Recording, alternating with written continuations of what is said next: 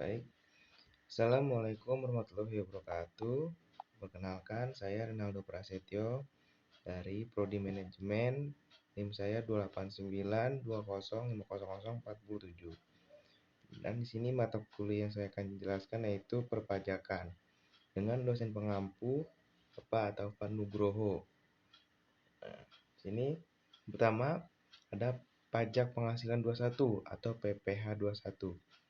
PPh 21 adalah pemotongan pajak atas penghasilan sehubungan dengan pekerjaan, jasa atau kegiatan dengan nama dan dalam bentuk apapun yang diterima atau diperoleh wajib orang pribadi dalam negeri yang wajib oleh pertama ada A. Pemberi kerja yang membayar gaji, upah, honorarium, tunjangan, dan pembayaran lain-lain sebagai imbalan sehubung dengan pekerjaan yang dilakukan oleh pegawai atau bukan pegawai. Kedua, bendahara pemerintah yang membayar gaji, upah, honorarium, tunjangan, dan pembayaran lain sehubungan dengan pekerjaan, jasa, atau kegiatan. Yang ketiga, dana pensiun atau badan lain yang membayarkan uang pensiun dan membayar lain dengan nama apapun dalam rangka pensiun. Yang keempat, badan yang membayar honorarium atau pembayaran lain sebagai imbalan sehubungan dengan jasa termasuk jasa tenaga ahli yang melakukan pekerjaan bebas. Yang kelima, terakhir, penyelenggara kegiatan yang melakukan pembayaran sehubungan dengan pelaksanaan suatu kegiatan. Nah, sini jumlah penghasilan yang wajib dipotong pajak. Yang pertama, ada jumlah penghasilan pegawai yang tetap yang wajib dipotong pajak. Yang kedua, jumlah penghasilan pensiunan yang wajib dipotong pajak. Tiga, jumlah penghasilan pegawai harian yang wajib dipotong pajak. Nah, di sini ada peraturan terkait dengan PPh 21. Yang di atas itu jumlah penghasilan yang wajib dipotong pajak. Jadi beda ya dengan peraturan yang terkait dengan PPh 21. Di sini ada 7. Yang pertama, ada Undang-Undang Nomor 7 Tahun 1983. Itu terakhir diganti dengan Undang-Undang Nomor 36 2008. Yang kedua, Peraturan Pemerintahan dengan Nomor 68 Tahun 2009. Yang ketiga, Peraturan Menteri Keuangan Nomor 252 PMK 03 2008. Keempat, Menteri Keuangan Nomor 16 PMK 03 2010. Yang kelima, Peraturan Dirjen Pajak atau Direktur Jenderal Pajak Nomor Per 16 PJ 2016.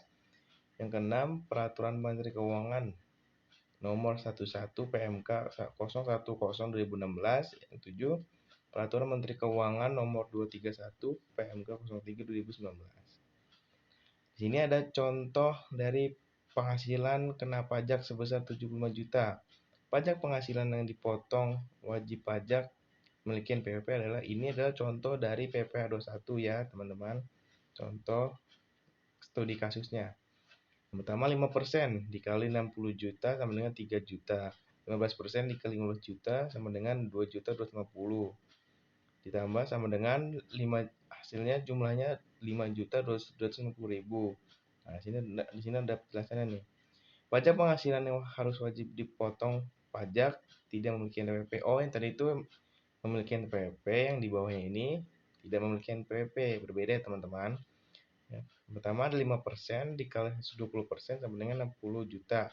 Dikali 60 juta sama dengan 3 juta 600, maaf.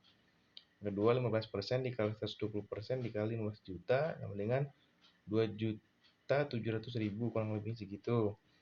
Jadi jumlahnya 6 juta 300 ribu. Berbeda kan dengan yang memiliki pajak, yang memiliki NPWP atau tidak memiliki NPWP. Nah, selanjutnya ada penghasilan PPh 21. 22, maaf. Sebelumnya 21 ya, sekarang 22. Oke, di sini pasal PPh 22 adalah merupakan pajak yang dikenakan pada badan usaha baik milik pemerintah maupun badan usaha swasta yang melakukan kegiatan ekspor dan impor. Pada jenis ini memiliki tarif yang bervariasi dan tergantung dari pemungut serta objek jenis transaksi. Nah, di sini objek-objek PPh pasal 22 yaitu yang pertama ada impor barang dan ekspor, pembayaran atas pembelian barang, pembayaran atas pembelian barang pada pihak ketiga, pembayaran atas pembelian barang untuk BUMN, penjualan hasil produksi pada distributor, penjualan kendaraan bermotor, penjualan migas.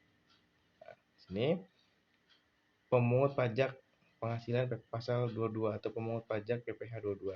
Pada PPh nomor 7 tahun 1983 yang beberapa kali diubah, terakhir Undang-Undang nomor 36 tahun 2008. Pemungut pajak ini adalah wajib pajak yang menjual barang yang tergolong mewah. Pertama, wajib pajak Badan Pemungut PPh pasal 22.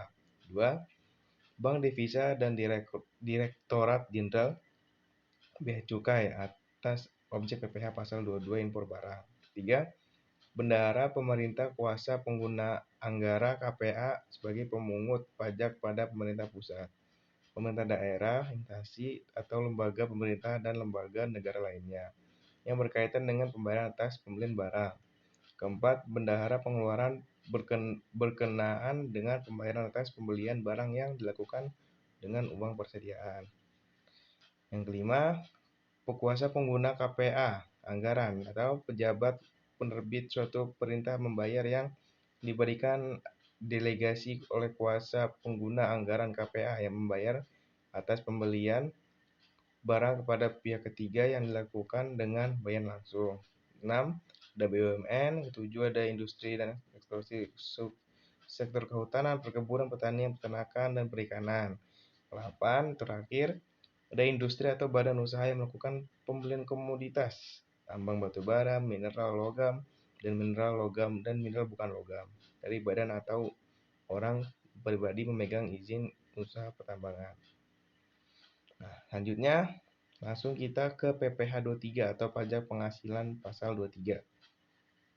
Sini merupakan pajak yang dikenakan pada penghasilan atas modal, penyerahan jasa atau hadiah, penghargaan selain yang telah dipotong PPh pasal 21.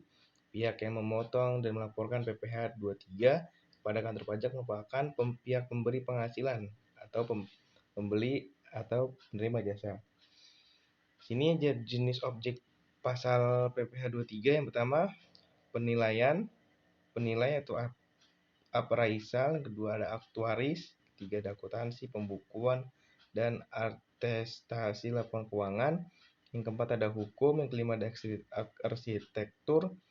Yang ketujuh ada perancang atau desain. Yang kedelapan ada pengeboran drilling di bidang penambangan minyak dan gas bumi, kecuali yang dilakukan oleh badan usaha tetap atau BUT. Subjek pajak pemotongan pasal 23. Yang pertama, pajak badan pemerintah. Yang kedua, subjek pajak dalam negeri. Yang ketiga, penyelenggaraan kegiatan. Keempat, badan usaha tetap BUT. Yang kelima, perwakilan perusahaan negara lainnya. Yang keenam, wajib pajak orang pribadi dalam negeri tertentu yang ditunjuk Direktur Jenderal Pajak. Subjek yang dipotong PPh 23 itu pertama, ada wajib pajak dalam negeri. Yang kedua, bentuk usaha tetap. Nah, ini pajak penghasilan pasal 24 yang terakhir ya guys ya. Merupakan peraturan yang mengatur hak wajib pajak untuk memanfaatkan kredit pajak mereka di luar negeri untuk mengurangi nilai pajak terhutang yang dimiliki Indonesia. Sehingga jumlah pajak yang harus dibayar Indonesia dapat dikurangi dengan jumlah pajak yang mereka telah bayar di luar negeri, asalkan nilai kredit pajak luar negeri tidak melebihi hutang pajak yang dibayar Indonesia. Nah, di sini ada sumber penghasilan kena pajak yang digunakan untuk memotong hutang pajak di Indonesia adalah sebagai berikut. Pertama, pendapatan dari saham dan surat berharga lainnya, serta keuntungan dari pengalihan saham dan surat berharga lainnya. Yang kedua, penghasilan beberapa bunga, royalti, dan sewa yang berkaitan dengan penggunaan harta benda bergerak. Ketiga, penghasilan berupa sewa berkaitan dengan penggunaan harta benda tidak bergerak. Di sini 4, penghasilan berupa imbalan yang berhubungan dengan jasa pekerjaan kegiatan. Yang kelima, ada pendapatan dari bentuk badan usaha tetap di luar negeri. Yang keenam, penghasilan dari penghasilan sebagian atau seluruh hak penambangan. Yang ketujuh, ada keuntungan dari pengalihan aset tetap. Yang kedelapan, keuntungan dari pengalihan aset yang merupakan bagian dari suatu bentuk usaha tetap. Nah, di sini mekanismenya dalam peraturan PPh 24. Pertama, katakanlah PT ABC tahun 2017 mendapatkan perolehan neto di dalam negeri sebesar 25 miliar dan dari luar negeri yaitu sebesar 10 miliar. Asumsi pajak luar negeri sebesar 20%. Total penghasilan yang tercatat adalah sebesar 35 miliar. Penghasilan